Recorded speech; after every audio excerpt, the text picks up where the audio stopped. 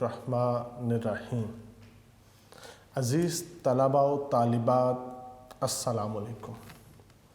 Online lecture से मैं हूँ मोहम्मद एहसानुल हक। अज़ीज़ तलबा, आज का हमारा लेक्चर हिस्सा गज़ल पे है। हमारे शायर हैं मिर्ज़ा असदुल्ला ख़ान गालिब। आपकी गज़ल नंबर 2 है। इस गज़ल पे हम पहले 2 लेक्चर कर चुके हैं। आज इस दूसरी गज़ल का लेक्चर नंबर 3 है। हम पढ़ेंगे शेर नंबर 5 और शेर नंबर 6। तमाम तलबा आप अपने यूनिक नोट्स ओपन करें और हम शुरू करते हैं आज का लेक्चर। अज़ीज़ तलबा, ये मिर्ज़ा गालिब की गज़ल नंबर 2 का शेर नंबर 5 है। आप कहते हैं, ये फितना आदमी की खानाए वीरानी को क्या कम है। ये फितना काबिल गौर ये लफ्ज़ है। मिर्ज़ा गालिब ने यहाँ पे लफ्ज़ ये इसम इशारा ज़िक्र किया है। अपने हाथ के साथ इशारा करते हैं किसी की जानिब और उससे कहते हैं कि ये फितना। उसे किस लफ्ज़ से पुकारते हैं? फितना से। कि ये फितना आदमी की खानाए वीरानी को क्या कम है। अब लफ्ज़ क्या, कब, कहाँ, क्यों, कैसे का अगर जुमले में इस्तेमाल हो वो इस्तिफ़हामिया जुमला है। मिर्ज़ा गालिब इशारा करते हैं किसी की जानिब, इशारा करके कहते हैं कि ये जो फितना है, मुझे बताओ कि ये आदमी की खानाए वीरानी के लिए क्या ये कम है। हुए तुम दोस्त जिसके। अब कहा कि ये जो फितना है ना, उसी की तशरीह करते हुए, वजाहत करते हुए दूसरे मिसरे में कहते हैं, हुए तुम दोस्त जिसके।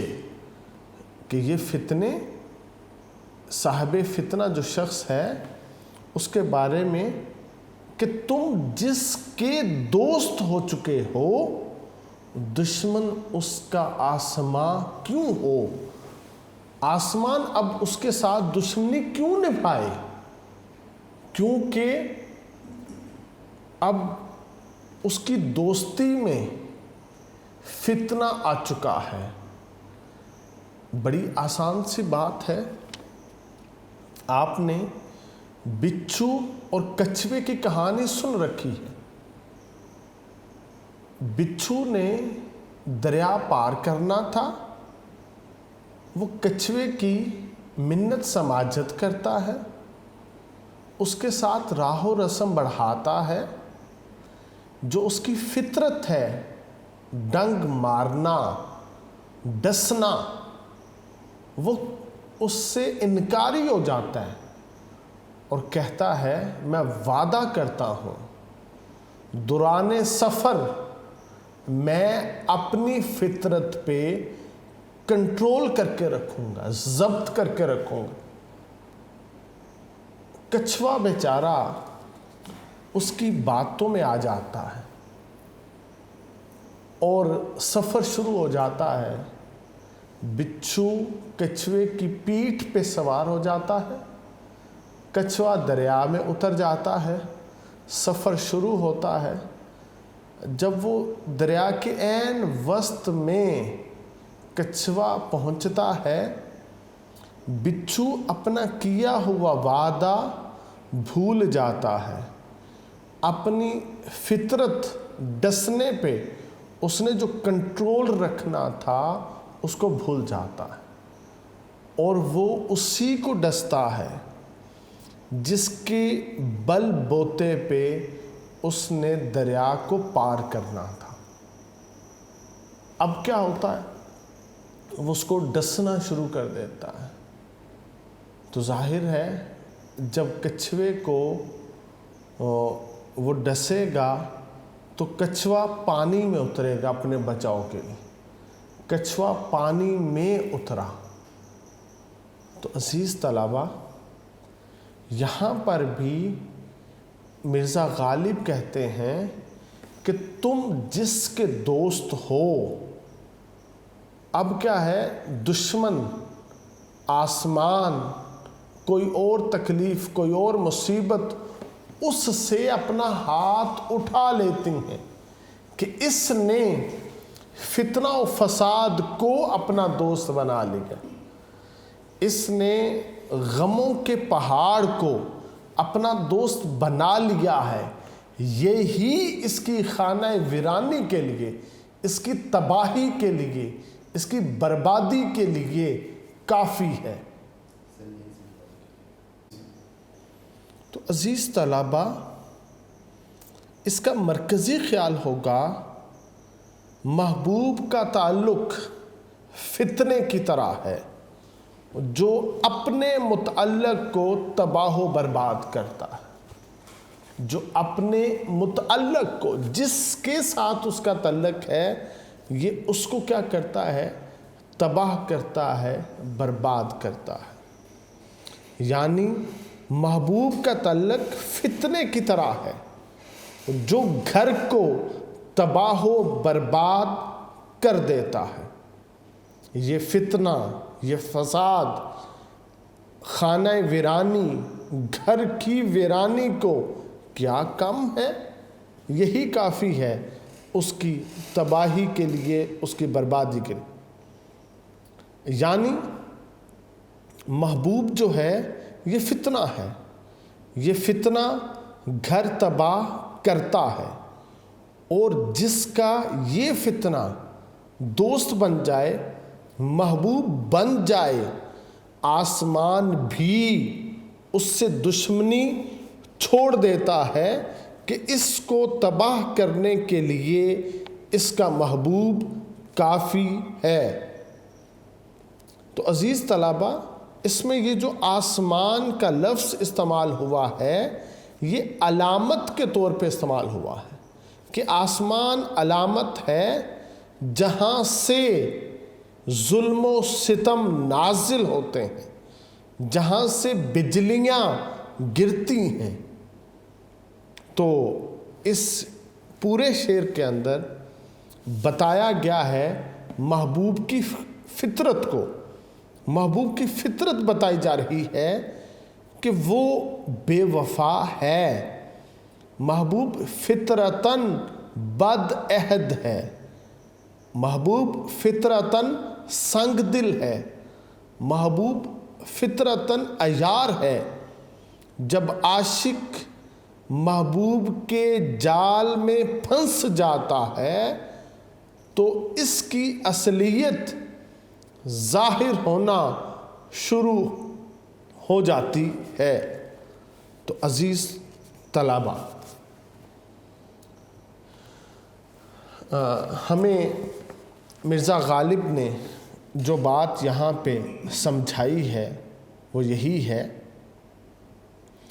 کہ محبوب شروع میں اظہار الفت کرتا ہے جس سے عاشق اس کی محبت میں گرفتار ہو جاتا ہے، جبکہ محبوب فطرتاً بے وفا، بد عہد، سنگ دل ہے۔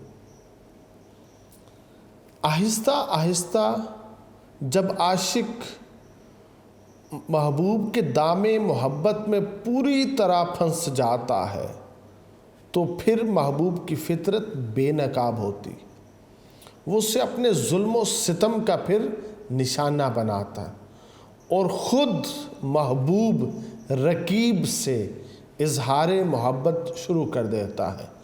یوں تمام عمر اپنی تقدیر کو رونا عاشق کا شعار ہو جاتا ہے، اور وہ اس عالم گریہ و زاری اور شدت سوز و درد سے تباہ و برباد ہو کر رہ جاتا ہے۔ دشمنی ہم سے کی زمانے نے، پھر شاعر یہ کہتا ہے دشمنی ہم سے کی زمانے میں کہ جفاکار تجھ سا یار کیا۔ تو عزیز طلبہ،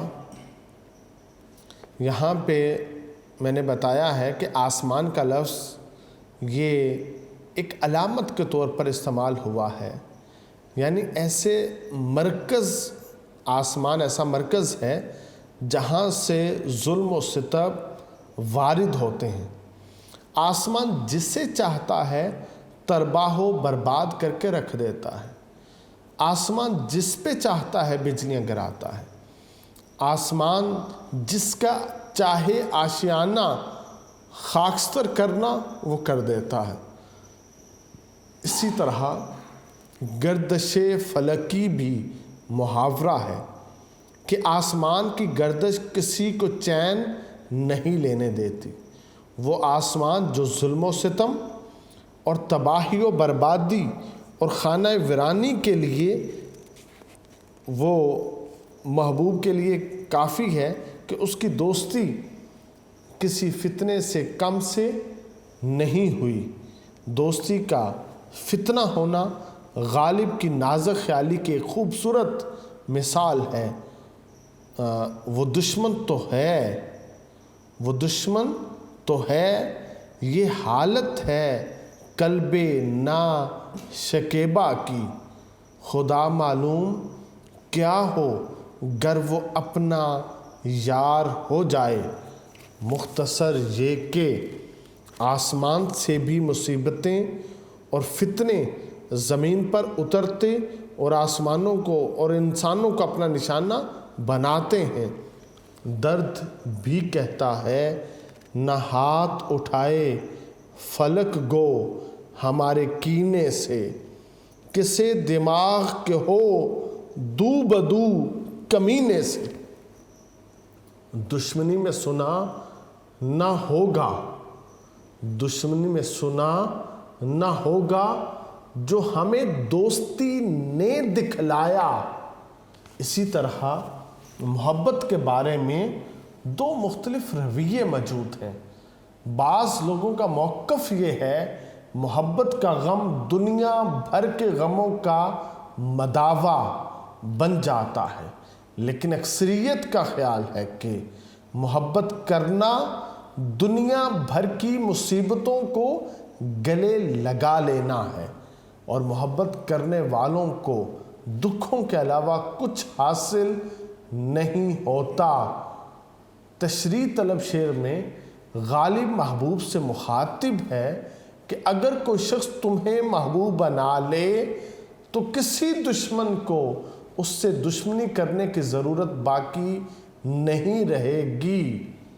خاک ہی میں ملائے رکھتے ہو، خاک ہی میں ملائے رکھتے ہو کوئی تم سے آشنا کیا خاک، کہ تم سے کوئی اور کس طرح سے آشنا ہو، کیونکہ تم کیا کرتے ہو، خاک سے ہم وقت ملائے رکھتے ہو۔ کیونکہ انسان جس سے محبت کرتا ہے اس کا رویہ بہت اہمیت کا حامل ہوتا ہے۔ اگر اس سے معاشرے یا کسی اور طرف سے تکلیف پہنچے تو عاشق کو اس کی پرواہ نہیں ہوتی۔ اس کے برعکس اگر اسے محبوب یا اس کا رویہ کوئی تکلیف پہنچائے تو اسے بہت زیادہ محسوس کرتا ہے۔ غالب کا موقف ہے انسان کی تباہی کے لیے محبوب کا فتنہ کافی ہے۔ اس سے محبت کر کے ایسی مصیبتیں اور پریشانیاں دیکھنی پڑی ہیں جس کی توقع انسان اپنے کسی دشمن سے بھی نہیں کر سکتا۔ شاعر کہتا ہے جس سے عاشق ہوئے ہیں، جب سے عاشق ہوئے ہیں تمہارے ہم، جب سے عاشق ہوئے ہیں تمہارے ہم، لگ گئے گور کے کنارے ہم، تو تب سے ہی انسان اپنے آپ کو قبر میں محسوس کرتا ہے۔ تو غالب کا یہ کہنا درست ہے کہ محبوب کا تعلق فتنے کی طرح ہے جو گھر کو تباہ و برباد کر دیتا ہے۔ عزیز طلبہ، اب غالب کا یہ شعر نمبر 6 ہے، آخری شعر ہے۔ تو مرزا غالب اس میں کہتے ہیں، یہی ہے آزمانا تو ستانا کس کو کہتے ہیں؟ یہی ہے آزمانا تو ستانا کس کو کہتے ہیں؟ عدو کے ہو لیے جب تم تو میرا امتحان کیوں ہو؟ آپ کہتے ہیں کہ اگر اس کو تم آزمانا کہہ رہے ہو کہ تم میری آزمائش کر رہے ہو، میرا امتحان لے رہے ہو، اگر یہ میری آزمائش یا امتحان ہے تو مجھے ایک بات بتا دو، ستانا کسے کہتے ہیں؟ تڑپانا کسے کہتے ہیں؟ رلانا کسے کہتے ہیں؟ آزمائش اور چیز ہوا کرتی ہے، امتحان کچھ اور ہوا کرتے ہیں۔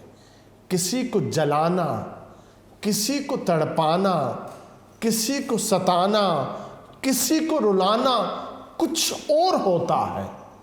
تو کہتے ہیں عدو کے ہو لیے جب تم دشمن کے ہو چکے ہو۔ عدو اردو ادب میں رقیب کے لیے استعمال ہوتا ہے، اس کا لفظی معنی دشمن ہے۔ رقیب کے جب تم ہو چکے ہو تو میرا امتحان کیوں ہو؟ تو پھر میرا امتحان کیوں ہے کہ تم تو رقیب کے جب ہو چکے ہو تو پھر مجھے ستانا، مجھے تڑپانا، مجھے رلانا یہ کیا ہے؟ تو عزیز طلبہ، مرزا غالب اس شعر کے اندر کہتے ہیں، اس کا مرکزی خیال ہے، رقیب سے پیمان وفا باندھنے کے بعد مجھے آزمانا یہ ستانا ہے، یہ تڑپانا ہے۔ اگر تم نے رقیب سے پیمان وفا باندھ لیا ہے تو اب میری آزمائش نہیں ہونی چاہیے۔ میری آزمائش تو تب ہو جب تم صرف میرے ہو، جب تم میرے ہو نہیں، میرے دشمن کے، میرے رقیب کے ہو چکے ہو، تو پھر میری آزمائش یہ کیا ہے؟ تو عزیز طلبہ، مرزا غالب کہتے ہیں کہ اے بے وفا، جب تم نے رقیب سے محبت کے وعدے کر لیے ہیں، اس سے پیمان وفا باندھ لیا ہے، اسے دل میں بسا لیا ہے، تو پھر تم میری محبت کی آزمائش کیوں کر رہے ہو؟ اگر تم کسی کے نہ ہوتے پھر میری محبت کا امتحان لیتے اور رقیبوں کو بھی آزماتے تب بات تھی۔ اب یہ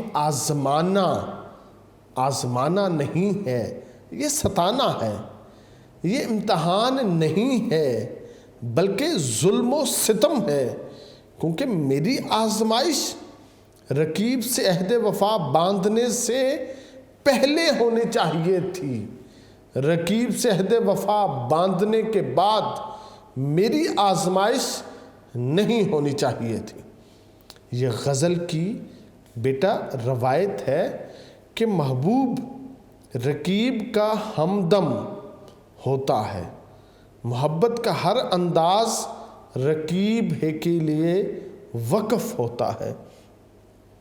عاشق جو بہرحال رقیب کے مقابلے میں کہیں سچا ہے، محبت کے دعوے میں کہیں پکا ہے، وہ محبوب کے ظلم و ستم کا نشانہ نہ بنتا رہتا ہے، اور رقیب لطف و کرم سے فیضیاب ہوتا رہتا ہے۔ غالب کہتا ہے جانا پڑا رقیب کے در پر ہزار بار، جانا پڑا رقیب کے در پر ہزار بار، اے کاش جانتا نہ تیری رہ گزر کو میں، کاش اے محبوب میں تیری رہ گزر کو نہ جانتا، تمہارے ایک دیدار کے لیے مجھے کئی سو بار رقیب کے در پہ جانا پڑا، جہاں پہ پہنچ کے تمہارا دیدار نصیب ہوا۔ عزیز طلبہ، انسان یہ سب کچھ اس توقع پر کرتا ہے کہ جس ہستی کے لیے وہ اپنی جان قربان کرنے کو تیار ہے وہ بھی اس کی محبت کا جواب محبت سے دے گا، لیکن جب انسان دیکھتا ہے کہ اسے محبت کا جواب محبت سے نہیں بلکہ آزمائش سے دیا جاتا ہے، آزمائش کے بہانے، امتحان کے بہانے، کبھی کبھی تو غیروں اور دشمنوں سے دوستی اور وفاداری کی جاتی، وہاں پہ عاشق کا ٹھٹھا لگایا جاتا ہے، مذاق اڑایا جاتا ہے، اور داغ کہتا ہے رقیبوں سے ہے دوست داری تمہاری، رقیبوں سے ہے دوست داری تمہاری، نبھے گی نہ ہرگز ہماری تمہاری، پھر ہماری تمہاری نہیں نبھے گی کیونکہ رقیبوں کے ساتھ تمہاری دوستی ہے۔ ہم امتحان کے ساتھ امتحان دیتے ہیں، ہم امتحان کے ساتھ امتحان دیتے ہیں، وہ جان لینے کو آئیں تو جان دیتے ہیں۔ عاشقوں کا تو انداز جدا گانا ہوتا ہے۔ غالب کا موقف یہ ہے کہ ہم محبت میں امتحان دینے کو تیار ہیں، لیکن یہ رویہ تو کسی صورت میں امتحان نہیں کہلا سکتا کہ تم ہمارے دشمن کو ہی اپنا دوست بنا لو، کہ اس طرح تو تم بھی ہمارے دشمنوں میں شامل ہو۔ جناب امیر کا ارشاد ہے کہ انسان کے 3 طرح کے دوست ہوتے ہیں اور 3 طرح کے دشمن۔ دوست پہلا وہ فرد جو براہ راست انسان کا دوست ہوتا ہے، دوسرا دوست جو دوست کا دوست ہوتا ہے، اور تیسرا دشمن کا دشمن، وہ بھی دوست ہوتا ہے۔ اسی طرح ایک تو براہ راست انسان کا اپنا دشمن اور دوسرا دشمن دوست کا دشمن ہے، اور تیسرا دشمن جو ہمارا جو دوست ہے وہ اس کا دشمن۔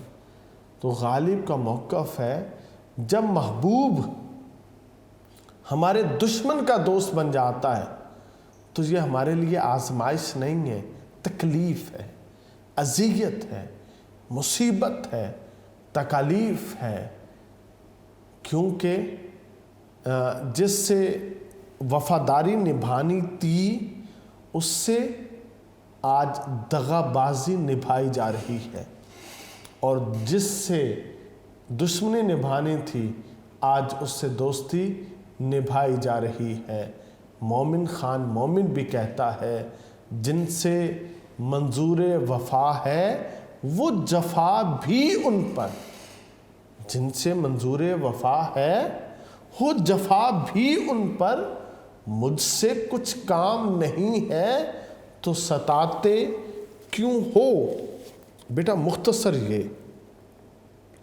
محبوب عاشق کے لیے بنیادی طور پر ظالم ہے اور رقیب کے لیے سراپے کرم ہے، اس لیے عاشق کی ہر دلیل بیکار ہے۔ عاشق بہر کیف ظلم ہی کا نشانہ بنا رہے گا، یہی اس کی قسمت ہے، اور رقیب کے لیے محبوب کا لطف و کرم وقف رہے گا، یہی اس کا نصیب ہے۔ مقدر کو کوئی دلیل بدل نہیں سکتی۔ حق یہ ہے کہ رقیب کو اپنا گر عاشق کو آزمانا ستانا ہے، اس مضمون کو غالب نے بڑی خوبصورتی کے ساتھ باندھا ہے، مگر مرزا داغ نے اسی مضمون کو اسی کے الفاظ میں زبان کی لطیف چاشنی دے کر اتنی ترقی دی کہ تعریف نہیں ہو سکتی۔ گویا یہ جو شراب ہے یہ دو آشتا ہے۔ ساتھ ہی یہ خیال بھی کرنا چاہیے کہ ایک مشتاق شاعر اگر کسی مضمون کو دوسرے شاعر سے عاریتاً لیتا ہے تو اپنے حسن بیان کے سبب سے اتنی گنجائش باقی نہیں رکھتا کہ پھر اس پر کوئی اقتباس کا الزام بھی لگا سکے، بلکہ وہ مضمون کو اپنا کر اپنا بنا لیتا ہے۔ ہو چکا قطع تعلق تو جفائیں کیوں ہیں، ہو چکا قطع تعلق تو جفائیں کیوں ہیں، جن کو مطلب نہیں رہتا وہ ستاتے بھی نہیں ہیں۔ تو عزیز طلباء، یہ مرزا غالب کی دوسری غزل کا شعر نمبر 6 تھا۔ اب یہ مقطع کا شعر ہے جو پیپر میں نہیں آتا، مگر ہم اس شعر کو ضرور کریں گے تاکہ اس کا معنی مفہوم پورا ہو اور اپنی ہم اس غزل کو، اس کے معنی و مفاہیم کو، اس کے موضوعات کو سمیٹ سکیں۔ تو مرزا غالب کہتے ہیں، نکالا چاہتا ہے کام کیا تانوں سے تو غالب، نکالا چاہتا ہے کام تانوں سے تو غالب، تیرے بے مہر کہنے سے وہ تجھ پر مہرباں کیوں ہو۔ یعنی مرزا غالب کہتے ہیں اپنے آپ کو اشارہ کر کے کہ اے غالب، تو اپنا کام، اپنا پروپیگنڈا، اپنا مقصد تانوں سے حاصل کرنا چاہتا ہے تو یاد رکھ، تیرے بے مہر کہنے سے، تیری بے تکی باتوں سے وہ تجھ پر کبھی مہرباں نہیں ہوگا۔ گویا شاعر یہاں پہ کہتا، اس کا مرکزی خیال ہے کہ محبوب کی بے مہری کا شکوہ ہے کہ محبوب مجھ سے محبت نہیں کرتا، وہ بے مہر ہے، وہ مجھ سے محبت نہیں رکھتا۔ اور آرزو غالب کس کی کرتا ہے؟ وہ مہربانی کی آرزو کرتا ہے کہ میرا محبوب مجھ پہ مہرباں ہو۔ اے غالب، تم محبوب کو بے مہر کہو گے اور تمہارا خیال ہے کہ وہ تانا سن کر فوراً محبوب ہو جائے گا؟ یہ تمہاری خام خیالی ہے، اس کے علاوہ کچھ اور نہیں ہے۔ مختصر یہ کہ محبوب تو ظالم ہے، ظلم کرنا اس کی فطرت ہے، وہ ظالم ہی رہے گا۔ نہ عاشق کے تانوں سے اس کا ظلم محبت میں بدلے گا اور نہ عاشق کی قربانیاں اس کے دل کو بدل سکتی ہیں۔ داغ دہلوی نے بھی اسی موضوع کو اپنے انداز میں کہا ہے، دھمکیاں دیتے ہو تم جذبہ دل کی اے داغ، دھمکیاں دیتے ہو تم جذبہ دل کی اے داغ، بندہ پرور یہ محبت میں حکومت کیسی۔ یعنی اے غالب، کیا تو محبوب کو تانے دے دے کر اپنا مطلب نکالنا چاہتا ہے؟ اس طرح وہ تیرے حسب حال نہیں ہو سکتا۔ تیرے بے مہر کہنے سے بھلا وہ تجھ پر مہرباں کیسے ہوگا؟ محبوب عاشق کے تانوں سے کوئی اثر قبول کرنے کی بجائے اپنے ظلم و ستم میں زیادہ پختہ ہوتا ہے، اس لیے تانوں سے مطلب ممکن نہیں ہے۔ ظالم محبوب کو لطف و کرم پر آمادہ کرنے کے لیے اب کوئی اور ہی طریقہ اپنانا پڑے گا۔ تو عزیز طلباء، مرزا غالب کی یہ جو دوسری غزل تھی یہ اختتام پذیر ہوتی ہے۔ مرزا غالب کی یہ دوسری غزل بھی اپنے انداز میں بہت خوبصورت غزل تھی، بہترین تخیلات سے بھری ہوئی تھی، مختلف انداز بیان اس میں رکھا ہوا تھا۔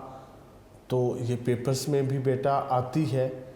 تمام طلباء اس غزل کو بڑی محنت کے ساتھ یاد کیجئے گا۔ اللہ رب العزت آپ کو علم نافع عطا فرمائے۔ والسلام۔